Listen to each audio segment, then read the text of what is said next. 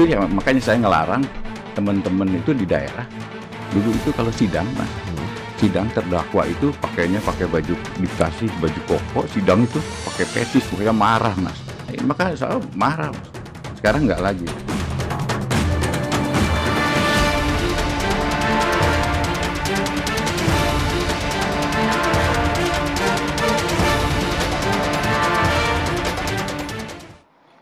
Pemirsa, kita kemudian hadirkan juga informasi masuk ke tema utama kita pada malam hari ini. Mungkin kalau tadi Andromeda sudah sempat bilang, mungkin pemirsa juga sempat melihat pada saat persidangan, mungkin beberapa kali ada terdakwa yang sebelumnya tidak mengenakan hijab atau kemudian tidak nampak mengenakan pakaian-pakaian yang agamis.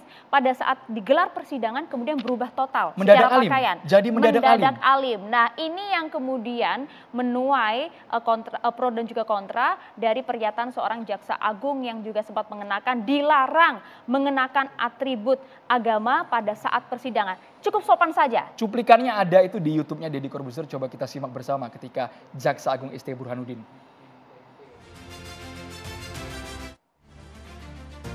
Itu ya makanya saya ngelarang teman-teman itu di daerah dulu itu kalau sidang, Mas, sidang terdakwa itu pakainya pakai baju, dikasih baju koko, sidang itu pakai petis, mereka marah, Mas. Saya marah, Mas. Sekarang nggak lagi. Kami sendiri sebagai jurnalis yang kadang hadir di ruang persidangan juga bingung, Pak. Ini kok tiba-tiba berubah drastis. Kemarin mungkin tidak mengenakan apapun atribut yang menutup wajah, tiba-tiba ya bisa dikatakan menutup semua wajah mukanya seperti itu ya, Maria. Kita tentu juga sempat lihat kejadian ini beberapa kali di sejumlah persidangan. Nah, tapi dari pernyataan tersebut pemirsa, ada juga yang kemudian kontra dengan pernyataan jadi Jaksa Agung ini. Ada beberapa, tidak hanya dari kalangan anggota DPR saja, tapi sejumlah pakar juga mengatakan hal yang sama. Ini paling tidak Komisi 3 DPR bakal rapatkan polemik larangan atribut keagamaan di persidangan. Ini dari DPR, Andro. Serius, kalau sudah DPR turun tangan, artinya akan memanggil Jaksa Agung dalam waktu dekat. Kita tunggu nanti perkembangan seperti apa. Dari Majelis Ulama Indonesia juga menyatakan pakaian itu penutup aurat sekaligus adalah identitas bahkan hiasan bagi seseorang. Maka pakaian itu biasanya menunjukkan identitas diri. Karenanya simbol pakaian agama jangan dipakai oleh terpidana. Jadi memang di masyarakat ada yang setuju, ada juga yang tidak, dengan masing-masing alasannya juga cukup kuat. Nah, kalau ini pemirsa, ini adalah pernyataan dari pakar hukum pidana Abdul Fikar Hajar yang kemudian menyatakan Jaksa Agung kurang kerjaan katanya urus pakaian terdakwa di sidang ini. Abdul Fikar yang menyatakan, ya, bukan kita ya. Nanti kita minta klarifikasi langsung dari pakar hukum pidana Abdul Fikar Hajar. Langsung kita masuk ke tema, Maria. Kita sudah mengundang sejumlah narasumber dengan statementnya masing-masing. Kita ingin tahu sudut pandang lebih jelas mengenai terdakwa dilarang mendadak agamis. Apakah setuju dengan yang dikatakan oleh Jaksa Agung? Nah, kita perkenalkan terlebih dahulu ada Muhammad Khairul Anam, Komisioner Komnas HAM RI. Selamat malam. Assalamualaikum. Selamat malam. Assalamualaikum. Waalaikumsalam. Ada juga Bang Egy Sujada, Ketum Tim Pembela Ulama dan juga Aktivitas. Waalaikumsalam warahmatullahi wabarakatuh. Kami juga mengundang politikus Partai Nasdem, Ibu Irma Suryani Caniago. Selamat malam, Ibu Irma. Assalamualaikum. Selamat malam. Assalamualaikum warahmatullahi wabarakatuh. Waalaikumsalam. Kemudian praktisi hukum, Bang Rasman Arif Nasution. Selamat malam. Selamat malam. Assalamualaikum warahmatullahi wabarakatuh. Waalaikumsalam. Kami juga mengundang melalui Zoom. Sampai sejauh ini tadi sih sudah berkenan untuk hadir dari Ketua Komisi Kejaksaan RI. Tapi kami terus coba untuk menghubungi Bapak Barita Simanjuntak. Yang sekarang sudah tersambung adalah pakar hukum pidana, Bapak Abdul Fikar Hajar. Selamat malam. Selamat malam, Andromeda dan Mbak Maria. Ya. Sebelum ke Anda, Pak Abdul Fikar, kita coba ingin ke Pak Anam terlebih dahulu. Pak, mungkin dari Komnas HAM kemarin sempat kita mendengar respon dari apa yang disampaikan oleh Jaksa Agung. Memang menurut Anda, apakah hal ini kurang tepat? Ya, sebelum menjawab kurang tepat atau tepat, sebenarnya ada dua perspektif. Perspektif pertama adalah kita harus melindungi independensi dari peradilan, dari pengaruh apapun. Kalau saya bilang kemarin apapun itu termasuk misalnya media, baik media konvensional maupun media sosial, untuk mempengaruhi bagaimana proses peradilan itu digiring sesuai dengan opininya, itu nggak boleh. Bahkan dalam beberapa instrumen hak asasi manusia itu soal menjaga independensi itu ketat sekali. Termasuk karena fenomena media kenceng, itu dikasih atensi sendiri. Nah, itu yang pertama. Nah, sehingga dengan perspektif ini kita jadi bertanya, apakah orang yang memakai atribut apapun, termasuk atribut agama dalam persidangan, khususnya terdakwa, itu mempengaruhi independensi peradilan ataukah tidak. Nah, bagi kami dalam catatan kami sebenarnya nggak mempengaruhi apapun. Nah, yang dibutuhkan itu misalnya kalau kejaksaan misalnya, ya tindakan kerja yang profesional, bagaimana membuktikan semua narasi tuntutannya misalnya, atau dakwaannya. Jadi ini nggak ada hubungannya. Yang berikutnya adalah, perspektif berikutnya, yang paling penting dalam proses peradilan, ini sesuai dengan juga KUHAP kita, sopan santun. Nah, batasannya kesopanan itulah yang menjadi alat ukur apa yang kita pakai. Nah, dalam konteks ini sederhana sebenarnya. Yang kesopanan artinya begini, semua orang diberi kebebasan untuk mengekspresikan dirinya dalam proses persidangan. Batasannya apa? Ya sopan santun itu. Nah, apakah dia menggunakan atribut keagamaan, menggunakan atribut adat atau atribut apapun sebenarnya nggak apa-apa, asalkan memang sopan dan santun. Nah, itu dua batasan itu yang menurut kami penting. Nah, kami belum mendapatkan penjelasan secara komprehensif ya, gamblang begitu, apa dibalik argumentasi pelarangan ini. Kalau orang ada yang menyatakan ini mendadak alim seperti itu, bisa sangat mempengaruhi persepsi di ruang persidangan, baik itu publik maupun bahkan mungkin majelis hakim. Saya kira kalau kita cek ya, banyak terdakwa yang mau pakai pakaian agama maupun yang pakai pakaian batik kayak saya gini, prosesnya berjalan dengan baik gitu ya. Beberapa kalau memang terbukti salah ya tetap salah. Beberapa yang terbukti memang diringankan tetap diringankan. Jadi nggak ada hubungannya dengan atribut itu.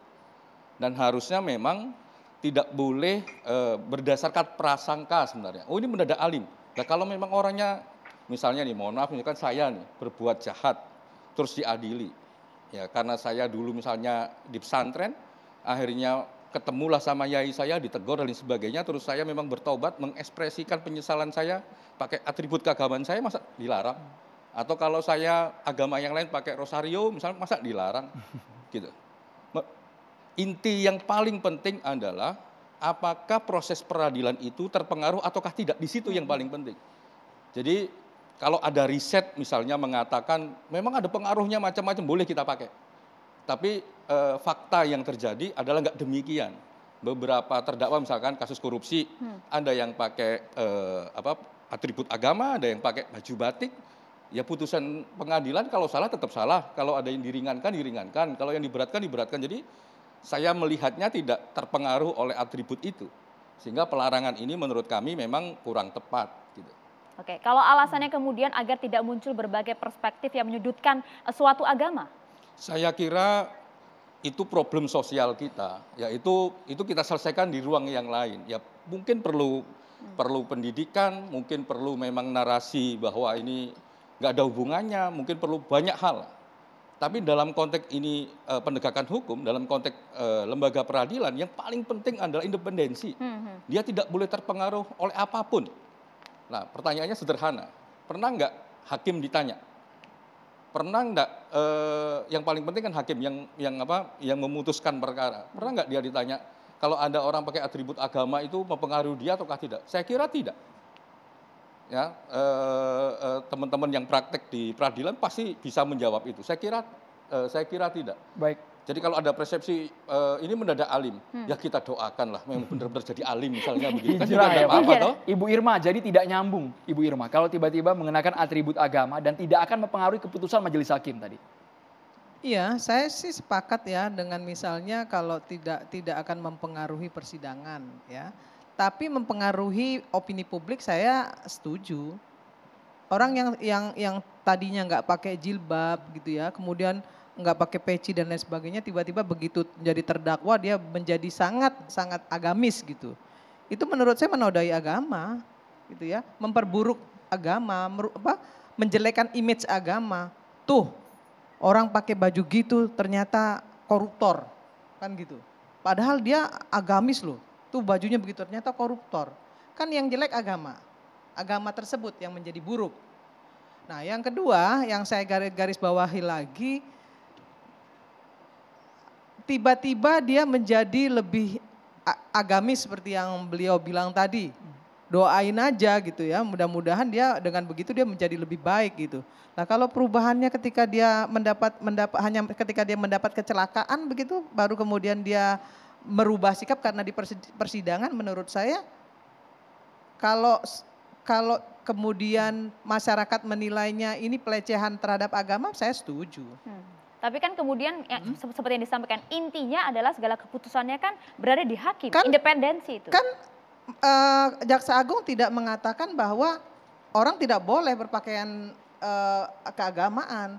Yang tiba-tiba berubah menjadi alim, yang tiba-tiba mohon maaf sekali ya, dari orang yang kita tahu moralnya, mohon maaf sekali, moralnya yang kita tahu brengsek, tiba-tiba masuk ke ruang sidang dengan pakaian keagamaan. Kan itu menodai agama kalau menurut saya. Tapi kan itu hak seorang terdakwa, Ibu Irma.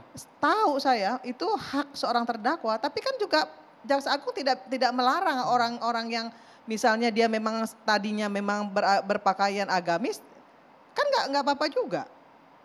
Kan Jaksa Agung hanya mengatakan bahwa yang tiba-tiba menjadi alim itu bisa saja kemudian merubah persepsi publik. Hari ini kan kita sama-sama tahu lah ya, dikit-dikit fobia, Islamofobia, dikit-dikit tidak bela Islam. Kan begitu yang terjadi. Tidak bela, memusuhi Islam, orang Islam memusuhi Islam, kan itu yang terjadi.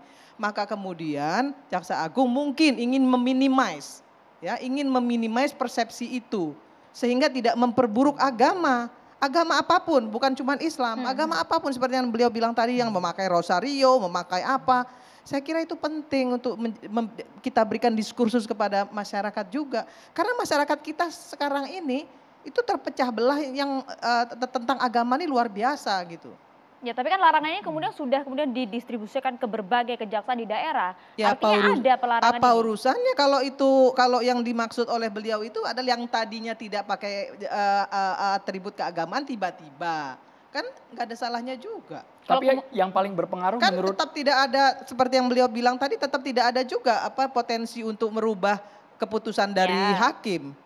Terus yang mau kita ributin apa? Kalau itu Kenapa yang Ibu Irma begitu khawatir adanya pengaruh dari opini publik yang nanti bisa berkembang jauh di luar proses Kalau saya pribadi menilai itu melecehkan agama. Seorang yang tiba-tiba yang koruptor besar gitu ya, atau orang yang melecehkan melakukan pelecehan seksual tiba-tiba berpakaian agamis gitu, menurut saya melecehkan agama. Nggak pantas. Jadi poin melecehkan agama aja itu batik, ya, pakai aja batik sebagaimana biasanya dia pakai. Kenapa harus dia menggunakan atribut agama yang kemudian memperburuk agama itu sendiri? Oke, Bang Egy, apakah Anda juga sepakat dengan apa yang disampaikan oleh Bu Irma bahwa ini melecehkan agama sehingga aturan ini memang harus ditegakkan? Tahan dulu ya Bang Egy ya, kita jeda terlebih dahulu pemirsa, catatan demokrasi akan kembali untuk Anda sesaat lagi.